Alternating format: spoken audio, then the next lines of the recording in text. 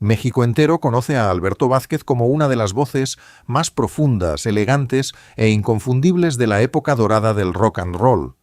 Basta escuchar los primeros compases de El Pecador, 16 toneladas o Significas todo para mí, para que regresen los cines llenos, los trajes impecables y una generación que aprendió a enamorarse frente a la radio. En la pantalla fue galán, sobre el escenario una presencia magnética. Ante el público, un hombre que parecía dominarlo todo con una sonrisa tranquila y aquella voz capaz de convertir una frase sencilla en confesión. Pero detrás del ídolo había una historia mucho menos luminosa, la de un hombre que perdió años irrepetibles junto a uno de sus hijos, que convirtió el cigarrillo en parte de su imagen, y que décadas después tuvo que pagar con cada respiración el precio de aquella costumbre. A los 86 años, la tragedia de Alberto Vázquez no se resume en un solo golpe. Es una cadena de ausencias, silencios y decisiones que fueron cerrando el aire alrededor de él. Y para comprender cómo aquel muchacho de Guaymas llegó a conquistar México, debemos volver al lugar donde todo comenzó. Alberto Vázquez Gurrola nació el 20 de abril de 1940 en Guaymas, Sonora, un puerto donde el horizonte parece no terminar nunca, y donde el mar enseña desde muy temprano que todo puede irse y volver con la marea. Tenía apenas 6 años cuando su familia dejó aquella ciudad y se trasladó a la capital del país. Para un niño, cambiar el ruido del mar por el estruendo de la Ciudad de México no es solamente mudarse de casa, es aprender que la vida puede arrancarte de lo conocido sin pedir permiso. No existe evidencia de una infancia marcada por una tragedia espectacular, de esas que caben en un titular. Su herida fue más silenciosa, el desarraigo, la adaptación y la sensación de tener que encontrar un lugar propio en una ciudad enorme. Alberto pasó por distintas escuelas y durante la adolescencia se acercó a la pintura. Estudió en la Academia de San Carlos y en la Esmeralda. Antes de ser una voz famosa, quiso mirar el mundo como un artista plástico, observar sombras, proporciones, rostros y colores. Tal vez por eso, años después, supo construir una imagen tan precisa de sí mismo. El cabello en su sitio, el traje correcto, la mirada firme. Nada parecía accidental. Su padre trabajaba como gerente del cine Alameda. Aquel edificio era más que una sala de proyección, era una puerta a otro universo. Allí estaban las marquesinas, los músicos, los artistas, el público y esa electricidad que aparece segundos antes de que se abra un telón. Para el adolescente Alberto, el espectáculo no era un sueño lejano. Estaba frente a él, casi al alcance de la mano, pero todavía separado por una línea invisible. A los 14 años cruzó esa línea y cantó por primera vez en público en el cine Alameda. Interpretó 16 toneladas y Las hojas muertas. La escena parece escrita para una película. Un muchacho que aún no sabe qué hacer con su cuerpo, frente a un público que tampoco sabe que está viendo nacer a una figura. Su voz grave no correspondía del todo con su edad. Era como si dentro de aquel adolescente viviera ya un hombre cansado, romántico y un poco desafiante. Sin embargo, descubrir el talento no elimina la inseguridad, a veces la agranda, porque desde ese momento ya no basta con soñar, hay que demostrar, hay que subir otra vez, hay que soportar el silencio previo al aplauso, hay que aceptar que una mala noche puede hacerte dudar de todas las buenas. Alberto aprendió pronto a ocultar la fragilidad detrás de una postura serena. Esa sería una constante en su vida. Cuando algo dolía no siempre lo explicaba. Cuando una relación terminaba, prefería guardar sus recuerdos. Cuando la salud empezó a fallar, intentó levantarse y caminar. Y cuando el público lo veía seguro, él continuaba haciendo lo que tantos artistas hacen para sobrevivir: convertir el miedo en estilo. La primera herida de Alberto no fue un escándalo, fue la necesidad de pertenecer, de construir en medio de una ciudad inmensa una identidad que nadie pudiera arrebatarle. Y esa identidad comenzaría con una voz. A los 17 años, Alberto comenzó a cantar profesionalmente en el Cadillac y después en el Afro, uno de los cabarets más importantes de la época. Allí no había espacio para la timidez. El público comía, bebía, conversaba, y si el cantante no conseguía atraparlo, seguía hablando como si nada. Era una escuela dura, pero extraordinaria. Alberto tuvo que aprender a dominar una sala antes de que una industria decidiera convertirlo en estrella. Por entonces, interpretaba muchas canciones en inglés. El rock and roll llegaba como un animal joven, ruidoso y elegante, dispuesto a sacudir las costumbres. Los muchachos querían bailar diferente, vestir diferente y enamorarse con palabras nuevas. Alberto tenía la presencia para formar parte de aquella revolución, pero también poseía algo que lo distinguía. Una voz grave, casi de bajo, que no sonaba como la de un adolescente rebelde, sino como la de un hombre que ya conocía el precio del deseo.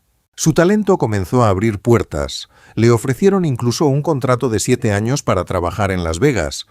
Para cualquier joven cantante, aquello podía parecer el boleto definitivo: luces, dinero, hoteles y la promesa de una carrera internacional. Pero Alberto regresó a México sin aceptar. Fue una decisión arriesgada. Quizá intuía que triunfar lejos no siempre significa pertenecer. Tal vez comprendió que su voz necesitaba hablarle primero al país que lo había visto crecer. A los 20 años, Guillermo Acosta, director artístico de Discos Musart, lo escuchó cantar en el Afro y decidió grabarlo. Entonces ocurrió algo fundamental. Alberto empezó a interpretar en español. Lo que hasta ese momento era una voz poderosa, encontró palabras capaces de entrar directamente en la intimidad del público. Llegaron El pecador, Marea baja, Bambina, bambina, Olvídalo y Significas todo para mí. Las canciones hablaban de culpa, deseo, resignación y pérdida, temas perfectos para una voz que parecía haber nacido con memoria. Para Alberto, cantar no fue simplemente una profesión, fue una forma de ordenar lo que no podía controlar. En una canción, la tristeza tiene compás. El abandono dura 3 minutos, la culpa encuentra una melodía, y hasta el amor imposible termina en una última nota. Fuera del escenario, la vida rara vez concede finales tan claros. Su estilo también se volvió parte del relato. Cantaba con aplomo, sin exagerar los gestos, como si no necesitara perseguir al público porque sabía que el público terminaría acercándose. Mientras otros intérpretes explotaban la energía juvenil, Alberto ofrecía misterio, parecía decir: no voy a contarte todo, escucha y completa la historia tú mismo. Esa reserva, que en la vida personal podía levantar muros, sobre el escenario se convertía en magnetismo. El muchacho que había estudiado pintura encontró finalmente su lienzo. Ya no necesitaba pinceles. Pintaba con pausas, con respiraciones, con una voz oscura que podía transformar una balada sencilla en una escena nocturna. Cuando no podía explicar lo que sentía, cantaba. Cuando necesitaba demostrar que pertenecía a algún lugar, cantaba. Y cuando la incertidumbre amenazaba con devorarlo, volvía a cantar. Pero el talento, cuando funciona como refugio, puede convertirse también en escondite. Alberto estaba a punto de conocer una fama enorme, y la fama, como él descubriría, no cura las heridas, solo les pone buena iluminación. El éxito llegó con rapidez. A comienzos de los años 60, Alberto Vázquez dejó de ser solamente un cantante de cabaret para convertirse en uno de los rostros de una nueva juventud mexicana. Compartió generación con nombres como Angélica María, César Costa, Julisa, Johnny Laboriel, Manolo Muñoz y Enrique Guzmán. Juntos ayudaron a darle al rock and roll en español una identidad propia, menos importada y cada vez más cercana a la vida cotidiana del país. En 1962 apareció en A ritmo de twist, y el cine comprendió de inmediato lo que la música ya sabía. Alberto tenía presencia, la cámara lo quería, su voz atraía, pero su imagen completaba el hechizo. Después vendrían más películas, programas de televisión y escenarios cada vez mayores. Durante décadas grabaría decenas de discos y participaría en más de 30 filmes. Pasó de las baladas al rock, del rock a la canción ranchera y del micrófono a la actuación sin perder aquella seriedad ligeramente desafiante que se convirtió en su sello. El público veía a un galán, un hombre seguro, elegante, rodeado de admiradoras. Las revistas podían convertir cualquier gesto en noticia y cualquier romance en leyenda. Pero la vida del galán no estaba escrita con la limpieza de un guión. En los años 60, Alberto mantuvo una relación breve y complicada con la actriz Isela Vega. De esa relación nació Arturo, en 1964. Aquello que debió convertirse en una de las etapas más luminosas de su vida terminó dejando una de sus heridas más profundas. Según contó el propio Alberto muchos años después, no pudo convivir con Arturo durante su infancia, y solo logró tenerlo cerca cuando el joven ya había cumplido 18 años. Es difícil medir una ausencia así. Un niño cambia cada semana, aprende a caminar, pronuncia una palabra, se cae, pregunta, se enfada, crece. Ningún éxito discográfico puede devolver esos días. Cuando finalmente padre e hijo se encontraron, no llegaron como dos desconocidos neutrales. Llegaron cargados de versiones, resentimientos y preguntas. Alberto recordó que Arturo se acercó reclamándole cosas que había escuchado de su madre. Con el tiempo, dijo, el muchacho pudo comprender mejor la situación, pero comprender no borra. A veces solo permite mirar la cicatriz sin volver a abrirla. Mientras esa historia familiar permanecía lejos de las luces, la carrera seguía avanzando. El cantante tenía que salir al escenario, sonreír, afinar la voz y representar la seguridad que el público esperaba. Esa es una de las paradojas más crueles de la fama. El dolor privado no cancela la función. El teatro se llena aunque tu vida se esté vaciando. La orquesta comienza a la hora indicada. Y el público, que ha pagado por soñar, no siempre sabe que el artista está aprendiendo a respirar detrás del telón. Alberto se volvió experto en esa separación. El hombre podía guardar silencio, el cantante debía entregarse. El padre podía sentir que había perdido años esenciales. El ídolo tenía que continuar siendo deseado por miles. La máscara no era necesariamente una mentira, era una herramienta de trabajo.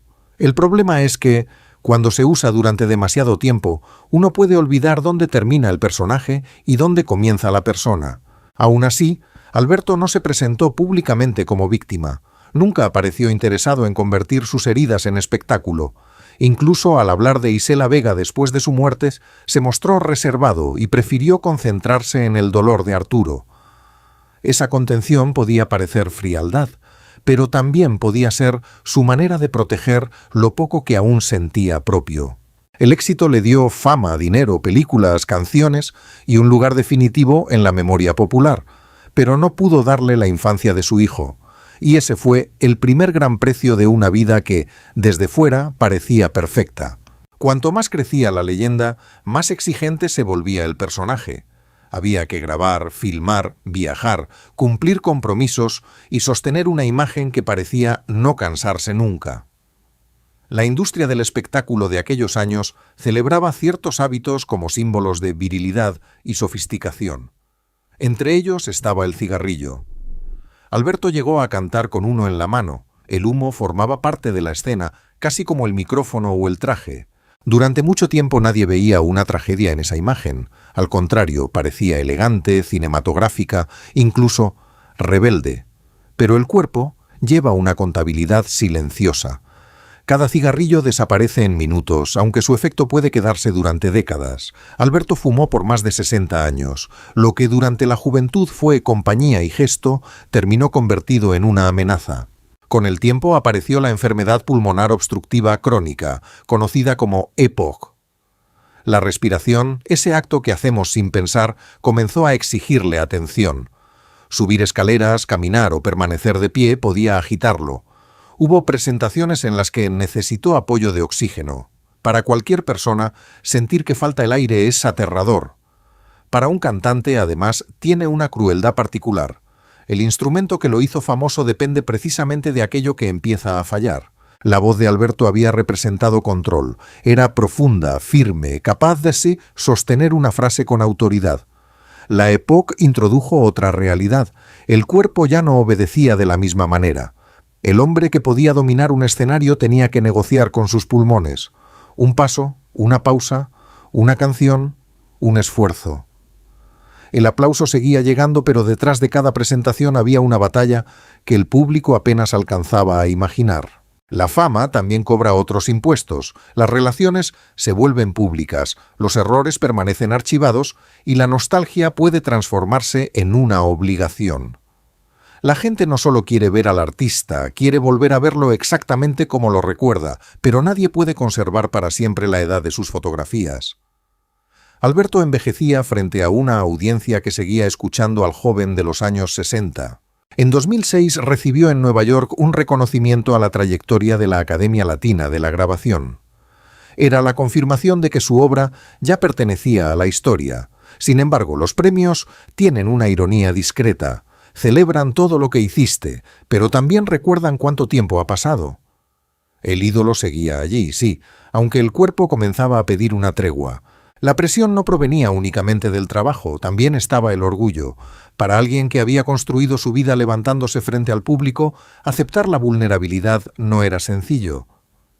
Alberto confesó que, cuando la EPOC lo golpeaba con fuerza, llegó a no querer levantarse de la cama. Sentía que empezaba a oxidarse. La palabra es reveladora. No dijo romperse, dijo oxidarse. Deteriorarse lentamente, perder movimiento, quedarse quieto mientras el tiempo avanza. Y luego recordaba al público, recordaba los aplausos, caminaba, hacía ejercicio, trataba de recuperar fuerza. Esa voluntad fue admirable, pero también mostraba hasta qué punto el escenario se había convertido en su combustible emocional. Lo que antes había sido refugio seguía empujándolo, aun cuando cantar ya suponía un riesgo mayor. Desde afuera, Alberto Vázquez era una leyenda viva. Dentro de su cuerpo el aire se hacía más estrecho, y la tragedia que nadie había visto en aquel cigarrillo sostenido con elegancia empezaba, finalmente, a revelar su verdadero rostro. El punto de quiebre no llegó como una sola explosión. Llegó en etapas, como llegan muchas tragedias verdaderas. Primero una molestia, después una limitación, más tarde una renuncia. En 2022, los problemas respiratorios y cardíacos hicieron que Alberto se retirara de los conciertos. Su hijo Arturo explicó que todavía podía cantar y grabar, pero que ya no debía realizar el esfuerzo físico de una presentación, subir y bajar escaleras o sostener el ritmo de una gira. Para un artista que había vivido más de 6 décadas frente al público, dejar el escenario no era simplemente jubilarse, era perder un lugar donde su identidad tenía sentido inmediato. En casa uno puede ser esposo, padre, abuelo o paciente. En el escenario Alberto era Alberto Vázquez. Bastaban las primeras notas para que miles de personas confirmaran quién era. De pronto ya no estaban el telón, la orquesta ni la ovación.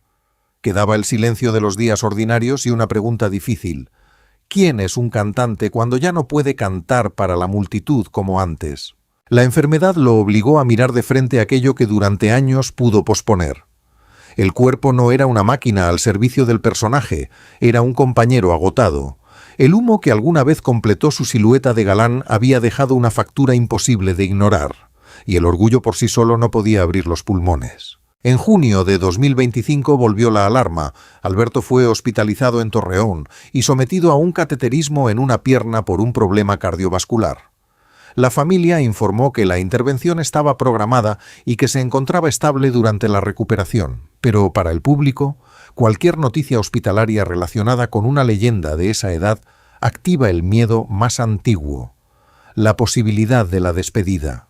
En esos momentos desaparecen los títulos, no hay ídolo del rock, galán del cine, ni voz de una generación. Hay un hombre en una habitación clínica, rodeado de médicos, familiares y máquinas que miden lo que antes parecía infinito. El pulso, la presión, el oxígeno, la vida reducida a cifras pequeñas y decisivas. Sin embargo, incluso en esa fragilidad apareció otra vez el vínculo con el público. Su familia agradeció las muestras de cariño y transmitió su entusiasmo por volver a saludar a quienes lo seguían. Quizá ya no podía ofrecer una gira como en otros tiempos, pero el deseo de encontrarse con la gente seguía allí. Ese fue el verdadero punto de quiebre. Aceptar que regresar no significaba volver a ser el joven de las fotografías. Significaba aparecer tal como estaba, con menos aire, con más años, con una historia marcada en el rostro y con la certeza de que la fortaleza no consiste en fingir que nada sucede. Sin luces y sin aplausos, Alberto tuvo que enfrentar al hombre detrás de la voz, y ese hombre, por primera vez, no necesitaba demostrar que era invencible, solo necesitaba seguir respirando. Cambiar para Alberto no significó borrar el pasado. Nadie puede recuperar la niñez de un hijo, ni devolver a los pulmones las décadas consumidas por el tabaco. Cambiar significó dejar de correr detrás de una versión imposible de sí mismo. Cuando habló de la EPOC, reconoció momentos de desánimo. Hubo días en los que no quería levantarse, pero también contó que comenzó a caminar, a hacer ejercicio y a pelear contra esa sensación de oxidarse. No era una transformación espectacular, no había música triunfal ni una recuperación milagrosa. Había algo más humilde: levantarse de la cama, mover el cuerpo, aceptar ayuda y volver a intentarlo. En ese proceso la familia adquirió un peso distinto. Su esposa, Elizabeth Ranea, sus hijos y el cariño del público se convirtieron en apoyos concretos. A cierta edad, el amor deja de parecerse a las canciones juveniles. Ya no es únicamente deseo, promesa o drama. A veces es alguien que te acompaña a una consulta, que espera un informe médico o que te recuerda que debes caminar un poco más. La relación con Arturo también encontró una forma de madurez. El hijo, que no pudo acompañar durante la infancia, terminó siendo una de las voces que informaban sobre su salud y defendían su estado frente a los rumores. La vida tiene un sentido del humor extraño. Puede negar a un padre los primeros pasos de su hijo y décadas después permitir que ese mismo hijo lo acompañe cuando los pasos del padre se vuelven difíciles. Eso no convierte el dolor en algo bueno, tampoco reescribe lo ocurrido, pero muestra que una relación puede crecer incluso después de empezar tarde. Padre e hijo no recuperaron el tiempo perdido, construyeron otro tiempo. Uno menos perfecto, quizá, pero real. Alberto también pareció reconciliarse con su propia historia. Dijo que había sido feliz porque pudo vivir como quería, cantar y dedicarse a lo que amaba. No habló como un hombre que negara las consecuencias. Habló como alguien capaz de sostener dos verdades al mismo tiempo. La vida le dio privilegios extraordinarios y también le cobró un precio enorme. Esa aceptación es importante. Durante años la imagen pública exigió control. El cantante debía saber qué decir, cómo mirar y cuándo sonreír. La enfermedad rompió ese guión. Le enseñó que la dignidad no está en ocultar la debilidad, sino en no permitir que la debilidad borre todo lo demás. Tal vez su victoria más grande no fue llenar un teatro, protagonizar una película o recibir un premio. Tal vez fue comprender que no tenía que demostrar nada al muchacho que había sido. Ya había cantado, ya había amado, ya había cometido errores, ya había perdido años irrecuperables, ya había sentido el miedo de no poder respirar, y seguía allí. El Alberto de la vejez no es el galán congelado en una fotografía, es un hombre que carga las consecuencias de sus decisiones, pero también el afecto que sembró durante décadas. Un hombre que aprendió tarde algo que casi todos aprendemos tarde: la vida no se gana evitando las cicatrices. Se gana cuando uno deja de esconderlas. Cuando se mira la trayectoria de Alberto Vázquez, las cifras impresionan. Décadas de carrera, una extensa discografía, más de 30 películas, televisión, teatro y un reconocimiento a toda una vida artística. Sus canciones siguen funcionando como pequeñas máquinas del tiempo. El pecador devuelve la intensidad de los amores que parecían definitivos. Significas todo para mí conserva la inocencia de otra época. 16 toneladas aún lleva el peso de aquella voz que parecía salir de una mina profunda. Pero su legado no vive solamente en los discos. Alberto pertenece a una generación que enseñó a México a escuchar el rock and roll en su propio idioma. No se limitó a copiar una moda extranjera, ayudó a vestirla con emociones, gestos y contradicciones reconocibles para el público mexicano. Después se permitió cambiar, cantar rancheras y atravesar estilos sin dejar de sonar a sí mismo. También dejó una lección menos cómoda. Su vida muestra que una imagen puede ser hermosa y peligrosa al mismo tiempo. El cigarrillo que parecía elegante frente a las cámaras terminó ligado a una enfermedad que redujo su capacidad para respirar y lo alejó de los conciertos. No hace falta juzgar al joven que no podía imaginar el futuro. Basta con mirar al hombre mayor para entender que algunas decisiones tardan décadas en revelar su precio. Su historia con Arturo deja otra verdad. La fama puede acercar a un artista a millones de desconocidos y, al mismo tiempo, mantenerlo lejos de alguien esencial. Alberto recibió cariño de todo un país mientras se perdía la infancia de su hijo. Sin embargo, el vínculo no terminó allí. Años después, padre e hijo encontraron una manera de estar presentes. No fue el final perfecto de una película, pero sí algo más valioso: una reconciliación posible. A los 86 años, Alberto Vázquez ya no necesita sostener la máscara del hombre invulnerable. Su legado incluye al joven de Guaymas, al estudiante de pintura, al cantante de cabaret, al galán, al padre ausente, al hombre enfermo y al artista que siguió encontrando fuerza en el recuerdo de los aplausos, todos ellos son la misma persona. Quizá por eso su voz continúa conmoviendo. No porque haya sido perfecta, sino porque contiene algo profundamente humano. Deseo y culpa, orgullo y fragilidad, triunfo y pérdida.